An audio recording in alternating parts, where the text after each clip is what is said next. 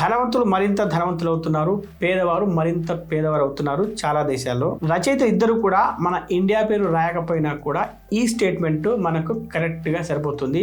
గత 50-60 సంవత్సరాలుగా రోటీ కప్టా మకాన్ నుండి మొదలుపెట్టి ఇప్పుడు 5 గ్యారంటీలు, 6 గ్యారంటీలు, 7 గ్యారంటీల పేరుతో ప్రజలను సోమరిపోతులు చేయడం అనేది ఒక అలవాటుగా మారింది. అందుకే ప్రజలు ఎవరు పనిచేయడానికి ఇష్టపడట్లేదు. ఎందుకంటే వారికి డబ్బు ఫ్రీగా వస్తుంది, రేషన్ కూడా ఫ్రీగా వస్తుంది కాబట్టి. పేదవారికి ధనవంతులకు మధ్య అంతరం పెరిగిపోతుంది అనడానికి ఇంకొక ఉదాహరణ కూడా చూద్దాం. ఒక బిజినెస్ ఫ్యామిలీ ఉంది, వారికి 500 ఎకరాల వ్యవసాయ భూమి ఉంది. సంవత్సరానికి 50 లక్షల రూపాయలు రైతు బంధుగా వస్తుంది. ఎస్యూవి కారులో వెళ్లి దాన్ని తీసుకుంటారు. ఒక గవర్నమెంట్ ఎంప్లాయీ ఉన్నాడు, అతడికి 30,000 రూపాయల జీతం వస్తుంది.